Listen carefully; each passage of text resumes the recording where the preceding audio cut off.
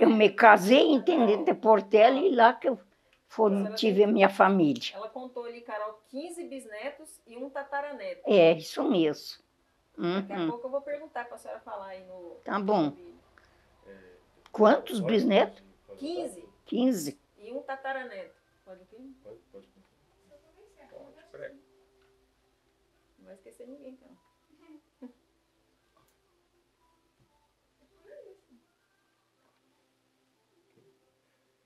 Então, quando a senhora casou, você tinha que idade? Hã? Quantos anos a senhora tinha quando se casou? Tinha 21. 21. A senhora casou lá em Tenente Portela. Lá em Tenente Portela, é. E como foi que a senhora conheceu o seu esposo? Aí eu me casei e vivi em Tenente Portela lá até que vim para cá para o Pará. Aí quando eu conheci ele, porque tu sabe que parece que um chama o outro, né? Que a gente se conheceu e acabou ele mais gostando de mim do que eu dele, mas aí minha mãe dizia, um bom rapaz e você vai fazer um bom casamento, e não, eu aceitei e não me arrependi de ter casado. Entre a senhora conhecer e se casar, foi quanto tempo? Olha, não durou muito tempo, não. Acho que uns 8 meses. É. Ele já tinha os 25 anos de idade já. É. Depois de casada, quanto tempo a senhora ficou vivendo lá em Tenente Portela, né? Quantos filhos a senhora teve lá? Ó, depois de casada eu vivi, vamos ver, 24 anos, porque logo após de casada eu morei 1 ano junto com a minha sogra. Porque nós não tínhamos a terrinha para a gente morar, viu? Aí então me casei, morei 1 ano junto com a minha sogra. Quando fez 1 ano de casada aí que eu me mudei. Eu casei em 49 e me mudei para a morada de onde eu deixei para vir para cá em 50. No ano 50 também que eu ganhei o primeiro filho, que é uma filha mulher. No ano 51 que eu ganhei o Celito. Vou só retomar um assunto que eu achei interessante, que a senhora falou que quando saiu de Ijuí para Tenente Portela foi bem difícil, né? Foi. Vocês foram de Ijuí para Tenente Portela para ter uma terra de vocês em Tenente Portela? Foi para ter uma terra de... Sim, porque lá era uma terra que eu não sei explicar, mas era quase considerada como aqui um direito que foi... Meu pai tirou aquela terra e depois acabando, depois foi pagando, né, e ficou de dono. Ficou dono da terra. Ficou dono da terra. Com uma coisa semelhante aqui. Uhum. Quando a senhora casou, como era o nome do seu esposo? Claudino da Labrida. Claudino, é? Claudino, é. Claudino. Quando a senhora casou com o seu Claudino, então aí vocês, como um casal, não tinha terra. Não tinha terra, morei com meu sogro. Depois que compramos essa terrinha num lugar chamado Dois Marcos, retirado da cidade de Tenente Portela. Novamente eu enfrentei mato, viu? Nessa morada. Mato e muitas pessoas assim que só pensavam em brigar e beber cachaça. Eu nunca sofri medo de bicho como eu sofri medo de gente. Lá nessa morada que depois de 23 anos que eu deixei para vir para cá. Então a senhora morou lá 23 anos. 23 anos. Nessa terra que já era de vocês. É. Era de vocês. Essa terra era nossa, que é essa que eu digo, que eu mostrei ali. E o que vocês produziam? O que vocês plantavam lá? Daí lá a gente plantava o milho, plantava o sojo, muito, e aí do sojo vendia o milho, vendia, engordava porco também, vendia as carradas de porco, gordo, assim. E quantos filhos a senhora teve lá? Quantos filhos? É. Eu tive 3, só faleceu o mais novo. E criei 2 criados. Mas lá em Tenente Portela? Lá em Tenente Portela, é. O menino, eu peguei, é da idade do Celito, ele, quando o Celito tinha os 5 para 6 anos, uma família pobre me deram esse menino e eu criei esse menino como fosse irmão e se deram muito bem. Já menina, já eu peguei mais depois de tempo. Essa mora aqui no Pará. Então foram 3 filhos biológicos e 2 adotivos, E né? 2 adotivos, é. E esse período que a senhora viveu lá nessa terra, que já era de vocês, então a senhora disse que no começo foi difícil, né? Mas depois melhorou, vocês estavam bem já, como é que ficou? Melhorou. Ah, depois melhorou, mas não tem, até para dizer bem o que é certo, não faltava não faltava nada para nós. Nós tinha a terra pouca, né, mas colhia bastante. Que aqui no Pará nós tem bastante terra e colhe pouco, né? E lá nós colhia bastante. E acabando, nós se iludimos de vir para cá e viemos. É aí mesmo que eu acho interessante a senhora falar pra gente como é, quando a senhora ouviu falar da Amazônia lá, né? Qual foi o período que a senhora ouviu falar sobre a Amazônia? Olha, eu comecei a escutar essa história em 71, viu? 70, 71. 70, meus filhos estavam no quartel. 71, eles deram baixo. E quando eles vieram com essa ideia de que eles já estavam bem conscientes das coisas daqui, e eles chegaram e fizeram a cabeça do pai.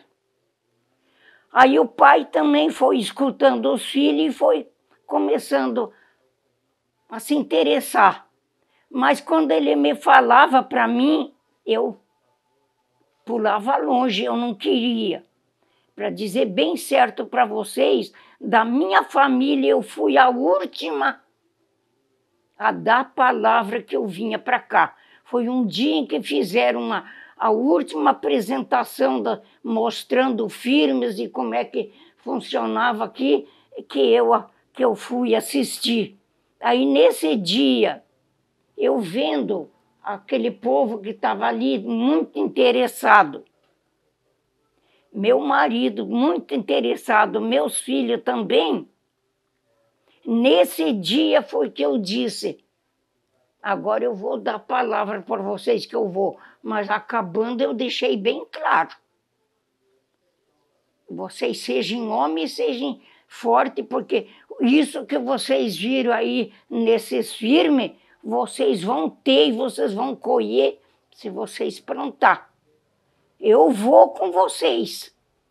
E eu agradeço que o Celito até hoje está aqui ainda.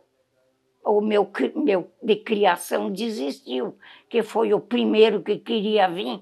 Esse foi embora, não mora mais aqui. Então a senhora veio de lá para cá? Para cá. Mas a senhora já tinha uma vida acomodada lá? Lá tinha. A senhora tinha uma vida confortável? Confortável, confortável. Eu tinha minha casa, que é um luxo, para dizer bem o que é certo. Eu tinha o garpão que tinha os trabalhos de que você trabalha, triadeira, quebrador de milho, essas coisas todas, viu? Tinha os carroças, tinha boi, tinha tudo. A senhora não veio para cá porque estava passando... E acabando, foi vendido tudo. Isso aí. Então a senhora não veio para cá porque estava passando por algum tipo de dificuldade lá? De forma alguma. Então, de forma alguma. O que a senhora acha que influenciou assim, a senhora para a senhora decidir, né? Que a senhora disse que os filhos tinham decidido e o marido também, que já queriam vir. Para a senhora, o que foi decisivo para a senhora falar assim, não, eu vou? O que influenciou a senhora? Porque eu não queria, eu pensei no mesmo momento assim, eu vou. Porque eu não quero, passou pela minha cabeça, viu? Eu não quero que um dia meus filhos digam, eu não tenho nada na vida, não tenho terra, porque a mamãe não quis. Então, eu vou para fazer os gostos, que tenho mais terra, que lá a gente vivia meio aperreado sobre a terra. A senhora acha que se a senhora tivesse dito eu não vou, a senhora acha que eles não viriam? Eles iam aceitar a sua opinião, a sua decisão? Olha, eu penso que daí eles não vinham, porque eles não iam vir sozinhos e me deixar lá. Eu vim, e eu aceitei.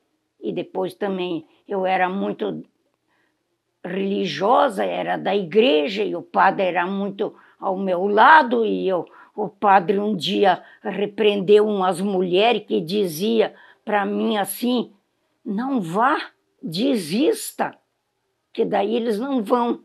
E o padre escutou, e aí o padre veio de lá e repreendeu aquelas mulheres, dizendo assim, por que vocês dizem isso para ela? Deixe que ela vá. Deus está chamando ela.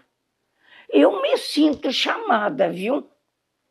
E sou feliz de estar aqui, chamada por Deus, porque muita coisa eu realizei aqui. Eu não tenho nada que me pese na minha consciência. Aí o Manuel que pode se dizer, eu não tenho inimizade, eu conheço quanta comunidade tem, porque eu fui animadora de distrito.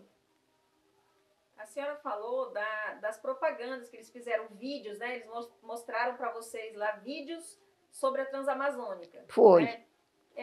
Quem que estava organizando esse movimento, assim, para chamar a comunidade de lá para vir para cá? Fazendo essas propagandas. Ora, eu acho que de repente o Celito já falou para vocês, que eu não sei agora até dizer, as pessoas que era uma rádio que tinha lá de uma propaganda de colonização, que não só era a colonização da Transamazônica, como também a colonização do Mato Grosso, Barra do Garça, viu? E além de vocês, vieram outras pessoas que a senhora conhecia lá? Vieram. Quando nós, pelo menos eu da minha família, fui a primeira que vim para cá. Eu, meu marido e essa menina de criação, viu? Com 8 anos, essa menina tinha. Aí daí vim nós 3. E Celito com os outros ficaram porque eram considerados outra família. Então eu vim com o meu marido e nós éramos 11 famílias.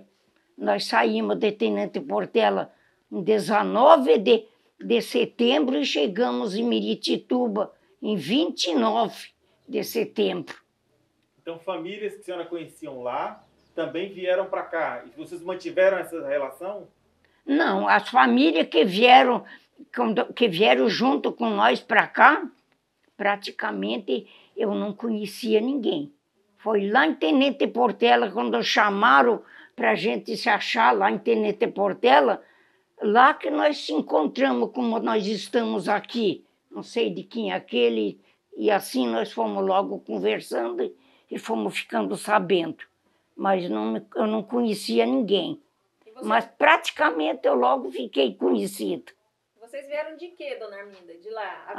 A viagem foi de quê vocês vieram? Olha, de Tenente Portela até Porto Alegre nós viajamos de ônibus. Depois de Porto Alegre até Belém foi de avião. Depois de Belém nós fomos para Guamá. Fomos de ônibus, ficamos mais 4 dias lá. Depois de lá nós viemos novamente para Belém, embarcamos num avião e viemos para Miritituba. Essa passagem, né, que vocês vieram, o transporte, foram vocês mesmos que pagaram as passagens todas? Foi, depois, com o tempo, foi pago.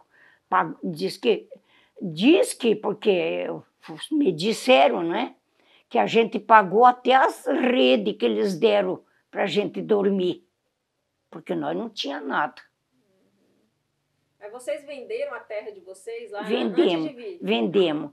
Nós vendemos a nossa terra e aí, acabando, nós não viemos muito aperreados. Nós tinha um dinheirinho, nós tinha alguma coisa, porque, inclusive, uma carreta que trouxe uma mercadoria de uma marcenaria, se ofereceu que trazia coisas para quem viesse para cá, e foi a nossa defesa, viu? Eu tenho minha máquina de costura que está ali, que se ela falasse, ela dizia a verdade, porque ela viajou nessa carreta, vindo, até nesse lugar chamado Guamá. Aí, quando nós chegamos em Guamá, que nós achemos a nossa mudança lá num alojamento parado, porque aquele que estava vindo não veio trazida pelo INCRA, ele veio por conta. Mas daí o meu marido deu uma conversada com o chefe do INCRA e se organizou o outro para vir. Aí foi trazida essa nossa mudança até o Porto Vitória de Altamira, e nós trouxemos daí. Então, isso também foi que, acabando, me fez eu aguentar aqui nos primeiros meses aqui na Transamazônica, que daí meus filhos não tinham vindo. Eu tinha voltado para trás com meu marido, porque eu achei que nós ia sofrer, porque só se encontrou a mata e mais nada.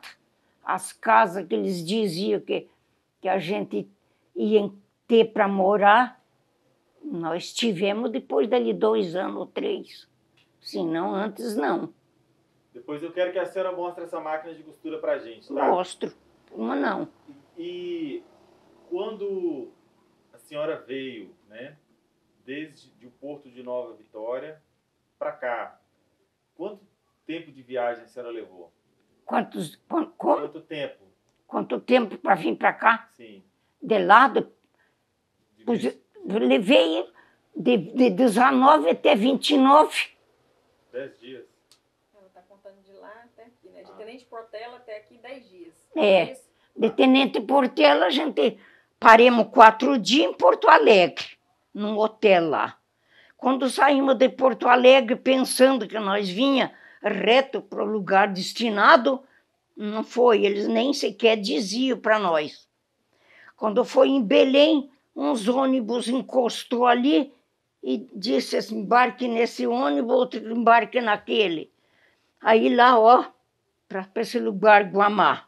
Lá ficamos mais 4 dias. O que havia em Guamá? Era uma hospedaria? Era, tinha até o alojamento. Os alojamentos que tinha lá. Que alojava essas pessoas. Tá. E aí a senhora vai para Miritituba, né? Depois vem para cá. É. E quando a senhora se vê, né? Se depara de frente ao lote da senhora, qual foi a sensação que a senhora teve? Quando cheguei no lote meu? Exato. Olha, foi péssimo, porque veio uma família na frente que tinha umas moças muito alegres, muito queridas, dos Chiodi. E aí essas moças já estavam por ali, elas chegaram, fizeram o ranchinho o pai dela, a casa perto do nosso. Quando eu cheguei assim, eu fiquei assim, perdida. Aí essa moça muito alegre me disse, é aqui mesmo, vizinha. Aí eu me alegrei porque vi as companheiras. Mas acabando, eu olhando, a nossa primeiro barraco era coberto com uma lona azul e rodeado mal e mal com folha de babaçu. Eu vi aquela arrumação lá, me senti, mas eu estava cheia de coragem de enfrentar. Aí essas moças me receberam e eu enfrentei por ali, até que depois alguém apareceu e disse, olha, vocês façam uma casa, um rancho para Tapiri, mas com segurança, porque o inverno está chegando. Era começo de dezembro. E aí eu pensei assim, um sol, como é inverno para nós lá, era frio. Como que ele fala em inverno num calor desse aqui? Aí depois que ficou bem claro para mim que o inverno aqui é chuva. Aí quando ele falou isso, aí meu marido veio em Itaituba e comprou uns brasilites lá para cobrir a casa e nós acabamos fazendo uma casa mais com segurança. E entre a propaganda que a senhora viu, né, lá no sul, e até chegar aqui, né, e se deparar com a realidade, a senhora se sentiu enganada? Ah, A senhora se sentiu enganada? Senti, e muito enganada. Teve vontade de voltar? Tive vontade de voltar. Quando eu estava lá, antes de vir me embora, eu prometi para o meu povo lá, eu vou para lá. E quando um dia, se Deus quiser, eu vou voltar aqui. E eu não vou enganar ninguém, eu vou falar a verdade de como é que é lá. E aí, acabando, eu vim para cá e eu voltei em poucos meses que eu estava aqui, com 7, 8 meses, que não tinha negócio para realizar, e eu precisei ir lá com meu marido. Nós viemos em 72 para cá e eu fui em 73 para lá. Chegando lá, eles lá na rádio mesmo ficaram muito animados para que a gente fosse lá na rádio para ser entrevistada. E eu prontamente eu fui de cabeça levantada. Eu falei como eu estou falando aqui. Quando me deram a oportunidade, eu disse que quem quisesse vir para cá, para a Transamazônia, viesse, mas que não viesse enganada, que aqui não é como tinham prometido para nós. Aí pronto, tiraram a minha voz de dizer o resto. Eles não deixaram mais, a rádio não deixou mais a senhora falar? Não deixou. Aí daí já meteram uma conversa em mim dizendo assim, mas e caça, dona Arminda, tem muito lá? Daí foi outra resposta que eu dei, positiva, que eu disse assim, oi, caça diz que tem, mas meus filhos e meu marido, às vezes passam o dia inteiro pela mata e acabando não caço nada. Eu ia dizer o resto, mas eles não deixaram eu dizer o resto, porque eu ia dizer que eles foram caçar e não caçaram, e aí acharam macaco. E aí eles mataram o macaco e trouxeram para casa, mentindo para nós que aquela caça disse que era coati, e nós comemos por coati, macaco. Porque nesse início que vocês chegaram aqui, vocês passaram necessidade, não Passamos necessidade, porque uma também que, acabando, nós tínhamos a terra, fizemos uma rocinha, mas a semente que é bom, demorou muito para a gente ter, viu? Aí meu marido, como eu já contei da mudança que veio em Porto Vitória, ele foi buscar lá. E lá de Porto Vitória, Altamira, por ali, ele foi se encontrando com gente que tinha vindo para Altamira ainda no ano 70. Então já estavam tudo famoso lá, já tinha um plantio de milho. Aí meu marido, muito amigo daquele povo, ele ganhou umas espigas de milho, um pacotinho de rama de mandioca, para dizer bem o que é certo, um feixinho de rama de batata. E aí ele trouxe daquilo, foi que eu comecei a fazendo o primeiro plantio na beirada da estrada, porque a roça ainda nós não tínhamos. A senhora, então, manteve contato com os seus parentes lá do sul? Né? Tinha. Ainda mantém? Tenho. Agora que tem mais vivo, porque o celular está aí que mostra tudo, né? Mas só que no começo não foi assim. Era a carta, viu? E olha lá, essas cartas levava dias para se receber, acabando era extraviada. A senhora ainda tem carta desse período? Não, eu não tenho mais, eu queimei tudo, acho.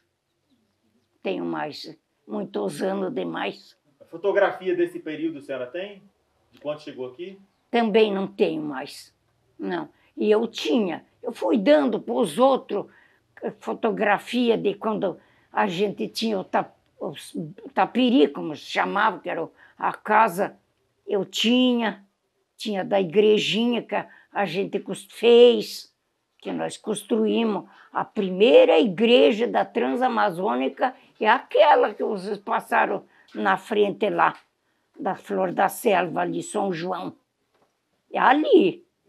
Aquela foi a primeira, que eu cheguei ali e conquistei as famílias que se reuniam comigo e dizia. Porque nós já estamos aqui, não tem ninguém que está mandando em nós. Já vocês fizeram, cada qual fez as suas casas. Por que que agora não se reúne e não tira madeira e não faz uma igrejinha para nós? E eles disseram, boa ideia. E foi para já que eles trouxeram madeira e trouxeram paia dos matos e fizeram a primeira igrejinha. Aí foi quando o Frei Pedro, que foi o primeiro nosso padre, que é falecido, veio visitando aí nessa beira da estrada. Foi a primeira igrejinha que ele encontrou, foi essa. Ele mesmo dizia, a primeira igreja da Transamazônica foi essa ali. E eu a primeira catequista. E ela está lá até agora, a igreja, né? Está lá, que agora está bonitona lá. E, dona Arminda, nesse período, as pessoas começaram a se reunir também para reivindicar melhoras, né, na comunidade, né? É. A senhora fez parte de algum movimento desses buscando melhora para a região? Olha, eu tenho minha idade já está acabada, mas a minha mentalidade, a minha força de vontade, parece que eu tenho, mas no meu caminhar eu vejo que eu estou esmurecida. Mas naquela época a senhora... E aí, mas hoje eu gostaria, parece que de trabalhar como nós trabalhamos, não é, Manuel, no começo, que a gente se juntava em grupo, nós discutia, um contava da sua comunidade, outro contava da outra. O Manuel sabe muito bem, o Goiano era o meu companheiro na coordenação, que nós se juntava em grupo de coordenadores com o padre. E nós fazíamos esses trabalhos. Hoje ninguém mais fala nisso. É verdade que a senhora era muito militante? Hã? A senhora era militante? Eu era. Não é mais, não? Eu sou ainda. Eu sou. E o que a senhora fazia? Incentivar, e o que eu podia fazer, eu fazia. Mas incentivar o povo, eu incentivei e ainda incentivo até hoje, viu? Incentivo, porque o Partido dos Trabalhadores, né, surgiu depois que a gente está aqui. E eu, como sempre fui uma trabalhadora e dou muito valor ao trabalhador, eu abracei e abraço até hoje. Os petistas, e sou petista também.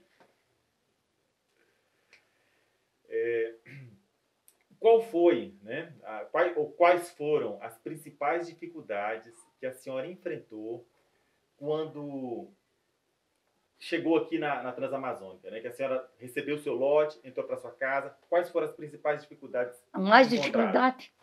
Foi tanta que a gente não sabe nem dizer qual é que foi a maior.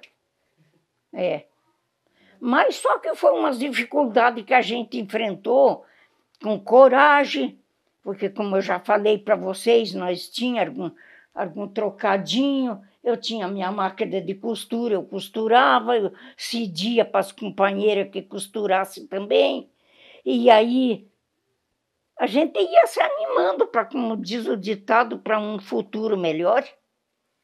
Eu nunca desanimei, não desanimei e nem desanimo.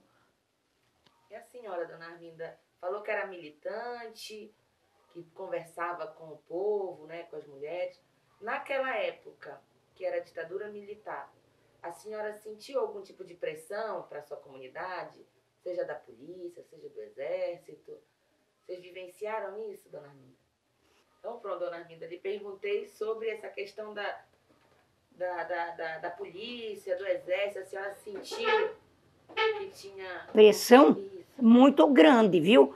Porque quando começou o trabalho, o Manuel mesmo é testemunho de que o povo da comunidade, uma turma aceitou, outra turma não aceitou de jeito nenhum. E aí nós guerreamos muito. Eu questionei muito, questionei mesmo. Eu falo a verdade para vocês, que eu me vi muitas vezes naquele povo ali, como se eu tivesse assim, como se eu fosse uma caçadora que estava caçando e o bando de porcada e vem. Porque tinha as pessoas que eram bacanas do meu lado, tinha aqueles que eram brabo, que vinham, parece que querendo até me morder. Acabando o Frei Rainério, que era o nosso padre, foi também cansando e ficando cansado, ele adoeceu, ele faleceu.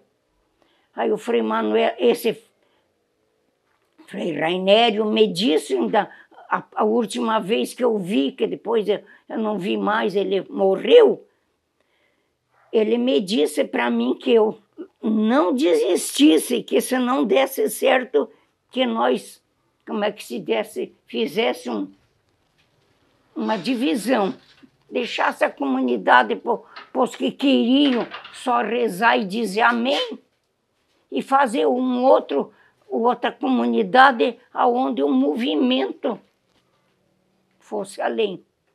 E assim nós fizemos.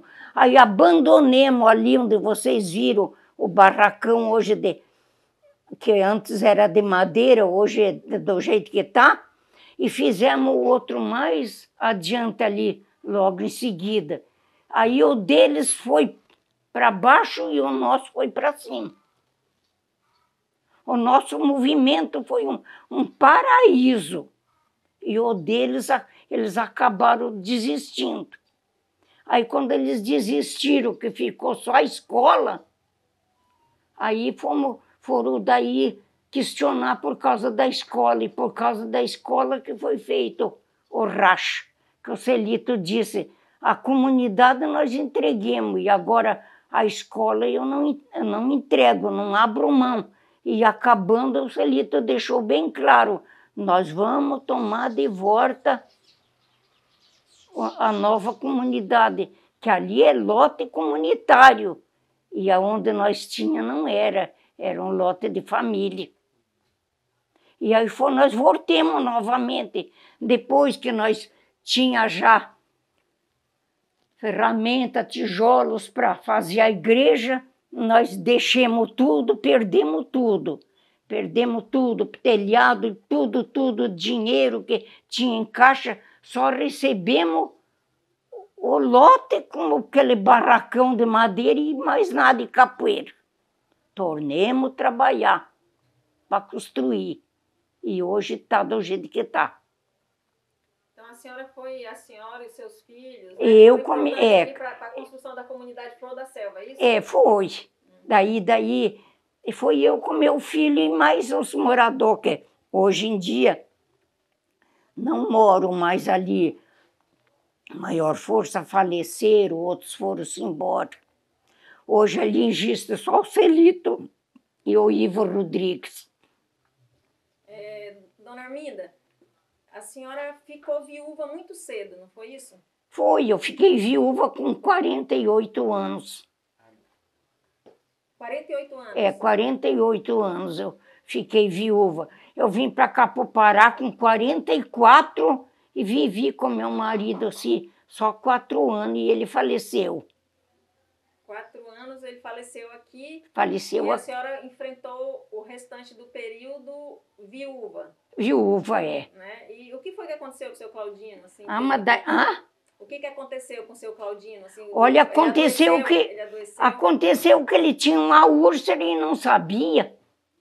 E ele estava se tratando daquela gastura no estômago, aquela falta de apetite. E aí vinha no médico, que era o César, era bem fraquinho, até hoje ainda é, e diz que era meba. Aí acabando, quando ele foi para Taituba, que ele tinha que ir fazer um trabalho que ele tinha que fazer, eu disse para ele, tu vai para lá e faz uma consulta, que lá tem médicos bons. Lá ele fez a consulta em Taituba e veio para casa, mas quando ele chegou em casa, já chegou mais doente de quando ele foi. E aí o Celito viu a situação do pai pegou ele e levou para Santarém na quarta-feira e no sábado ele faleceu. Aí foi declarado a úlcera, arrebentou, guardou sangue. Qual a idade que ele tinha, dona? Ele tinha 52. 52. E como é que foi para a senhora depois passar esse processo todo, né? Sem o seu Claudino? Para mim, eu acho que tudo Deus ajuda, mulher, tudo. Eu acho que aquela força que Deus dá, que se eu não te fosse, eu acho que de força como eu fui, o Celito, você perdia, porque o Celito ficou perdido, viu? Uma roça muito grande para plantar e solito sem o pai. E o dinheirinho que tinha gastou na funerária dele, e aí ele ficou meio lá e meio cá, e acabando, para te dizer bem o que é certo, eu levantei minha cabeça e disse para o Celito que ele tivesse coragem de enfrentar, que nós ia vencer. Nós vamos vencer. E aí eu disse que aquela roça grande que a gente tinha, eu disse, por que nós vivemos em comunidade? Eu vou convidar o povo da comunidade e eles vão plantar para nós. Aí plantaram. E aí foi que eu passei a morar com o Celito, acabando, para dizer o que é certo,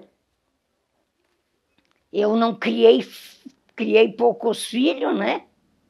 Mas depois dessa idade já de 48 anos, aí eu criei uma família, viu? Aí eu criei uma família, porque daí eu morava com o Celito, aquela minha nora lá, a Íria, teve 8 filhos, e era um filho cada ano, até que as 2 meninas mais novas, que é essa que mora comigo e outra que mora por aí, essa por nome Andréia e a outra Adriana, que daí eu dizia para minha nora, cuida da tua filha que eu cuido da minha.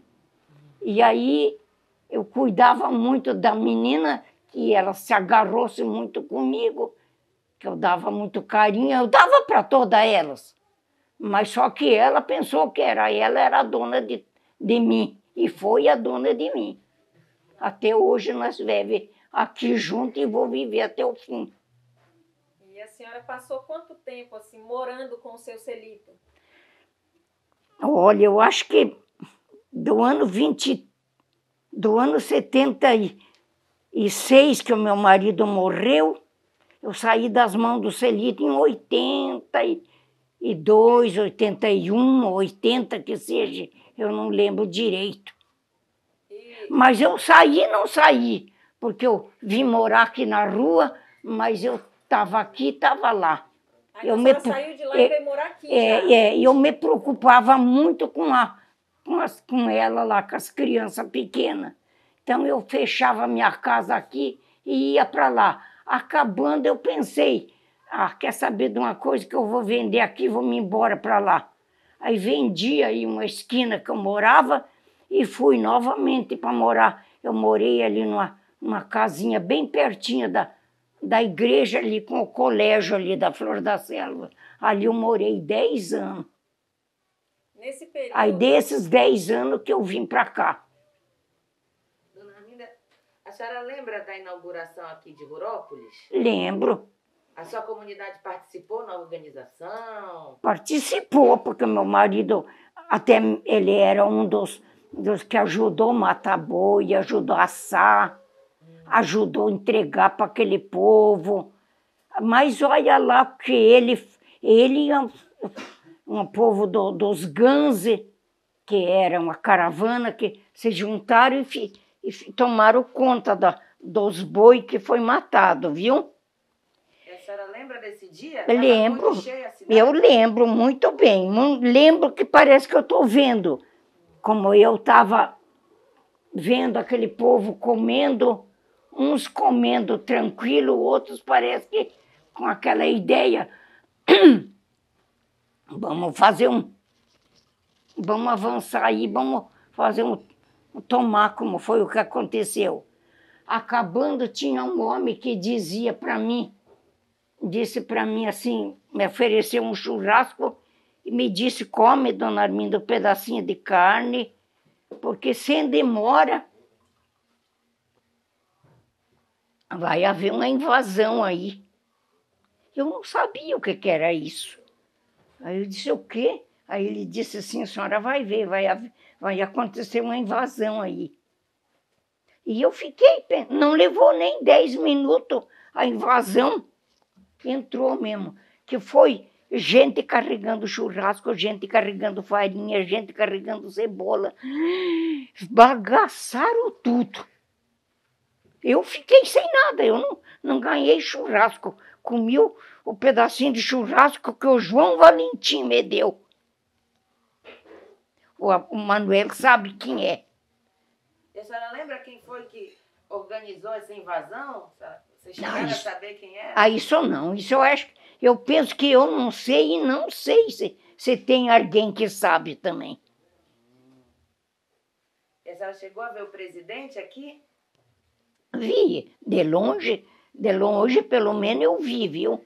Que a gente estava assim, viu a barulheira e aquela coisa lá no hotel do INCRA, que era famoso. Vi. Então, dona Arminda, nessa mesma época... De longe eu vi. Então foi um dia que reuniu várias comunidades, né? É. Né? E nessa época também, dona Arminda, logo nesses primeiros anos, a sua comunidade tinha contato com as outras comunidades? Tinha e muito. A gente se trocava, visita, vinha da comunidade da Vista Alegre, vinha a comunidade que hoje é Ouro Verde, mas antes, no meu tempo, era a linha gaúcha. E assim, a gente faz muita coisa em conjunto, viu?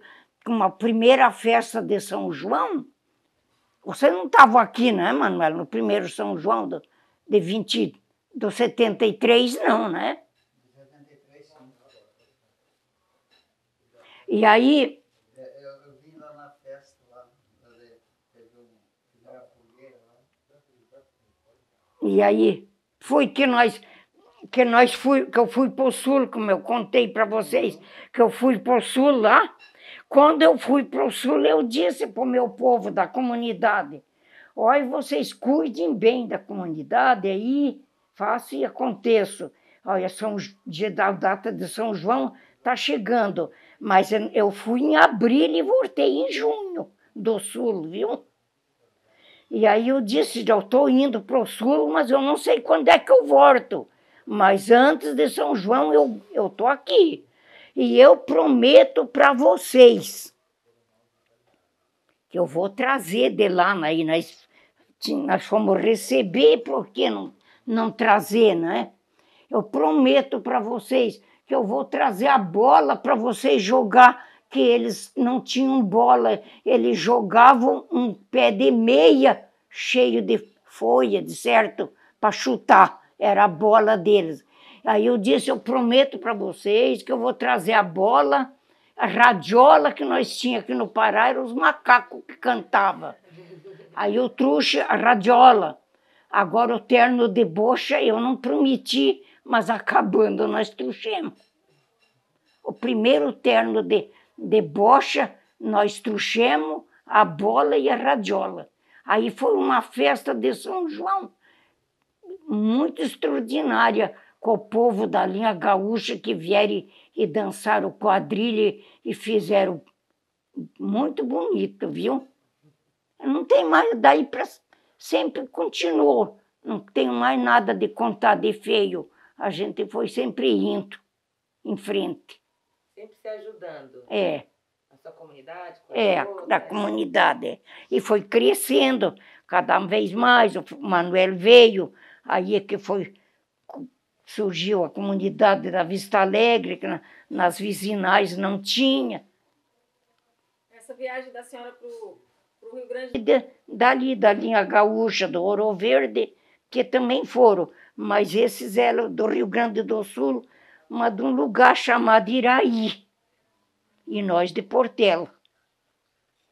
Dona Arminda, a senhora, nesse período que a senhora passou, que a senhora disse que ficou lá na casa do seu Celito, né? Depois veio para cá, A senhora fez alguma atividade de trabalho fora de casa ou a senhora trabalhou mais em casa mesmo? Não, eu trabalhava em casa, trabalhava na comunidade. Aí nessa época foi que eu enfrentei o distrito e assistia, eu era da coordenação, daí que coordenava junto com aqueles meus companheiros e o padre. Aí a gente trabalhava, vinha para a casa do Celito, Fazendo trabalho social. trabalhava na roça, trabalhava em casa, ajudando a cuidar das crianças. Quando chegava o dia destinado que nós sabia, aí eu agarrava meu rumo. Então era um trabalho feito pela igreja e a senhora coordenava o trabalho da igreja? Da igreja. Até acabando era assim uma coisa como não era muito sadia, nem todos concordavam o trabalho. O Celito foi uma pessoa de que muitas vezes ele me aconselhou que eu largasse de mão, que eu ainda ia tomar laço numa comunidade do povo. E aí eu dizia para o Celito, Celito, deixa de ser bobo, eles não são nem loucos de me levantarem a mão. Eu não faço por onde de ganhar um tapa de ninguém. E aí o Celito ficava questionando comigo que ele queria que eu largasse.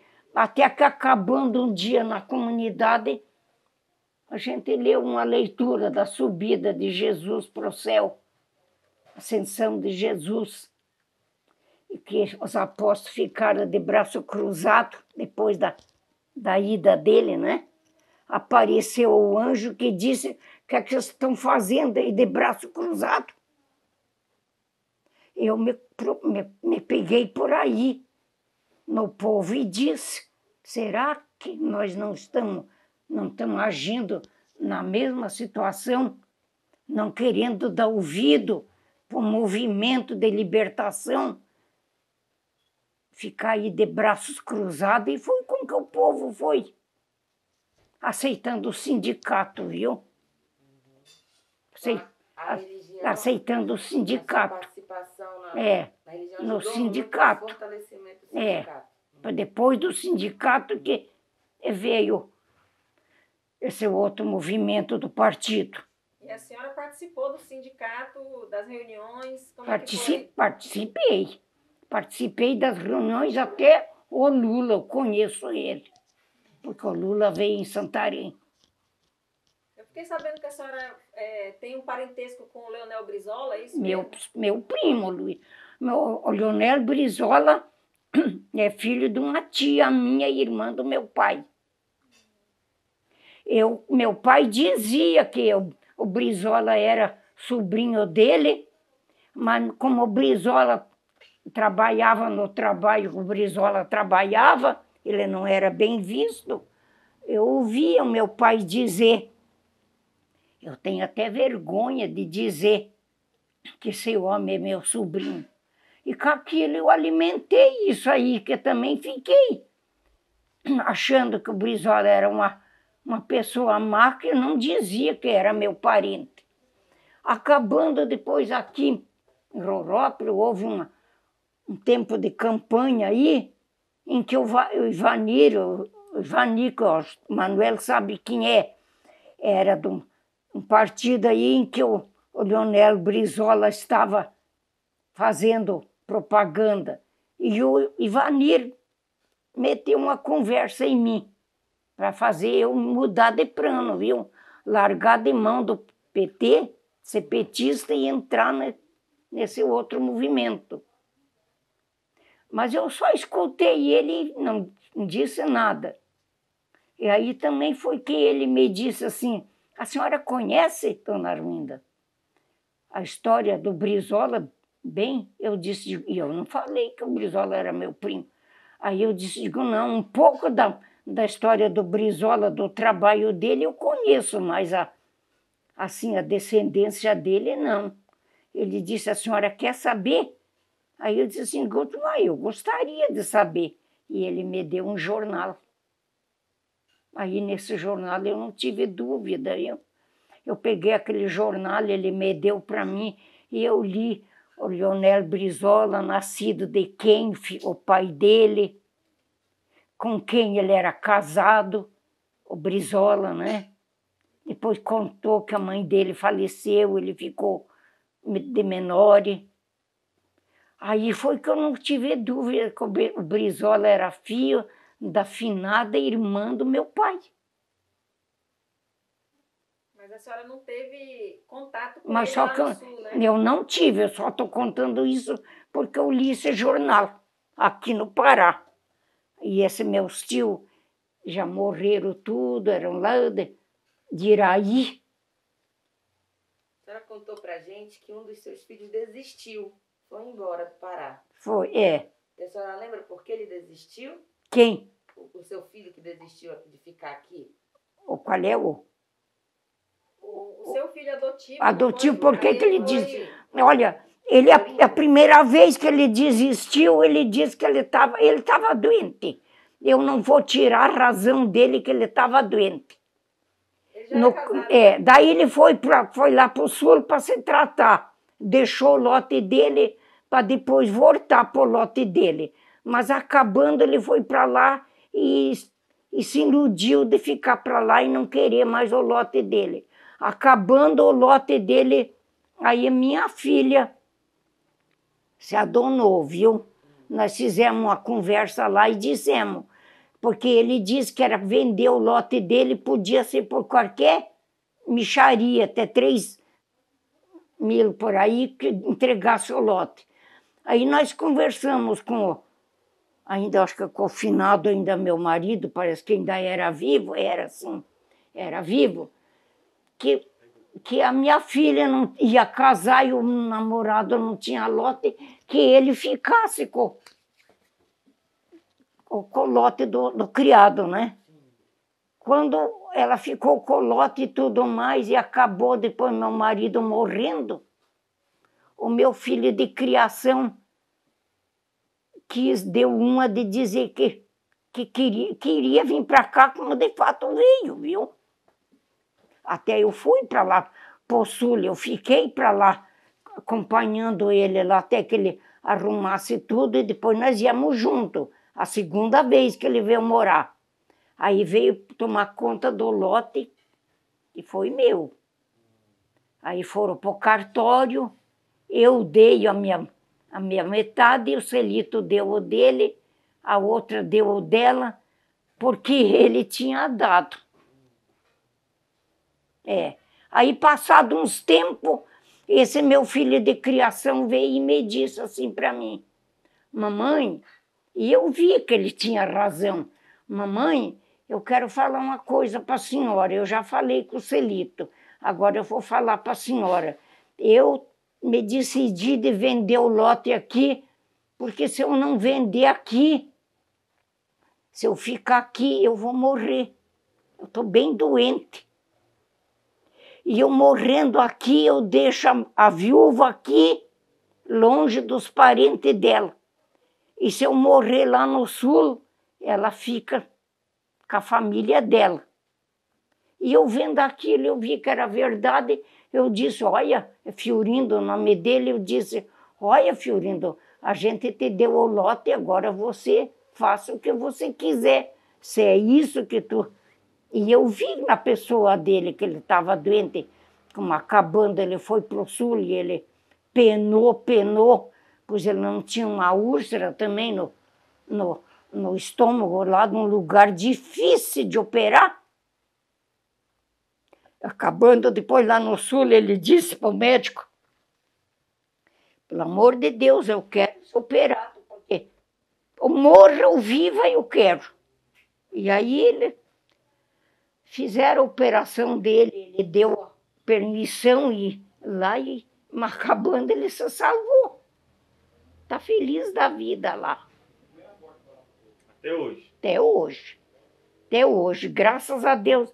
Ele tem boca só para me gavar e me dizer que eu fui uma mãe mais do que mãe de verdade para ele. Eu fui no ano 2018, eu estava lá com ele. Apesar de toda a dificuldade que a senhora enfrentou Valeu a pena? A senhora se arrepende de alguma coisa? Se eu me arrependi? Hã? Olha, no começo eu arrependi, mas agora eu não estou mais arrependida, porque a gente já, graças a Deus, já as coisas aqui melhorou. Melhorou. A gente tem uma condiçãozinha qualquer, e quando fica doente, não fica só aqui, vai para Taituba, vai para Santarém. E a gente já foi lá no sul e já viu que quem tem aqui não adianta ir para lá porque não consegue mais. A caristia é demais. Se comprar é um retalhinho qualquer. Não vale a pena. E uma pergunta para a senhora é a seguinte. Como é que a senhora vê a Transamazônica hoje? Né? Como é que a senhora vê a Transamazônica hoje, diante de tudo que está acontecendo, né? Muitos colonos entregaram, venderam seus lotes, alguns abandonaram. Então, como é que a senhora vê a Transamazônica hoje? Olha, eu vejo a Transamazônica, como você diz, abandonada, porque acabando, a gente viaja aí nessa estrada, viajando, e você indo para lá, não vê mais morador, só se vê capoeira, não se vê mais o que uma vez eu vi. Eu não faz muito tempo que eu fui em placa, e eu fazia tempo que eu não ia para aquelas bandas, eu disse, eu nem conhecia a placa. Aí quando eu disse para o Alcione, que eu disse para ele, vá meio devagar que eu quero ir contemplando do Celito para lá. Eu sabia, viu?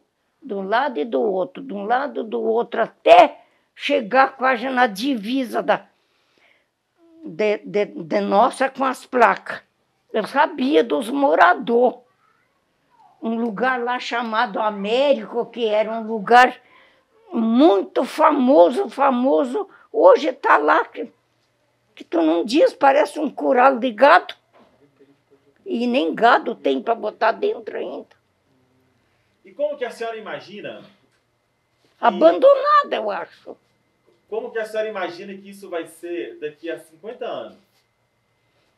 Eu imagino que parece que os fazendeiros vão tomar de conta. Porque já estão, como você diz, do Celito ali. Está só o Celito ali que está imprensado ali.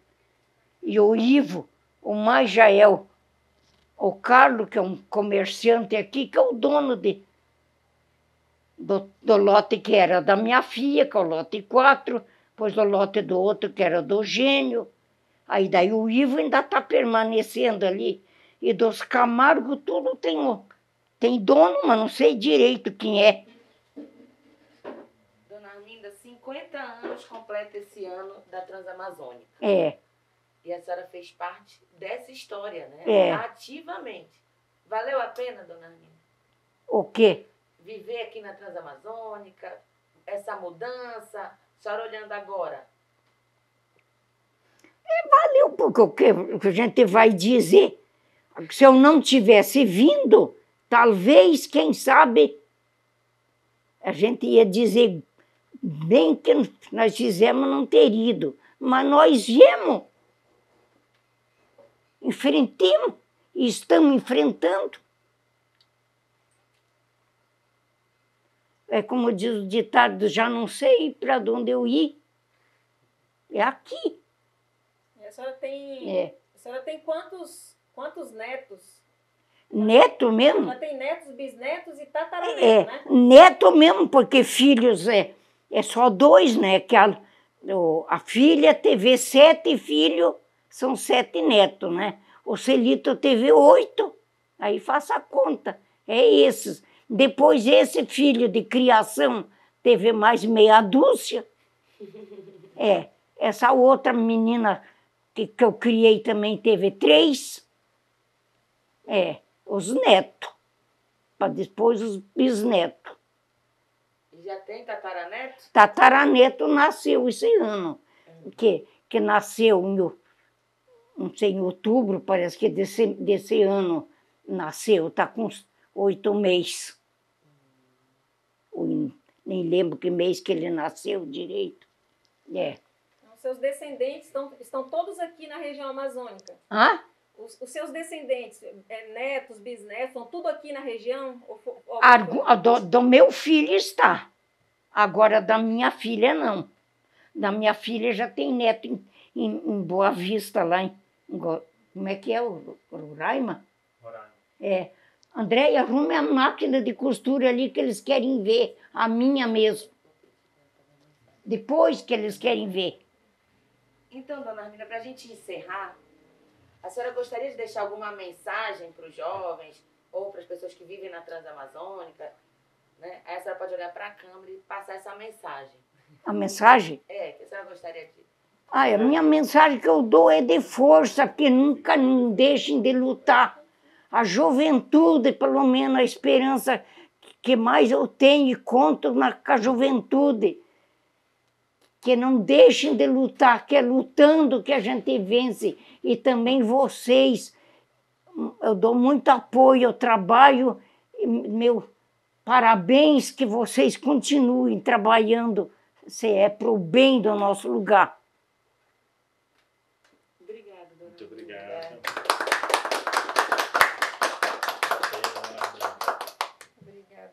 Parabéns, dona.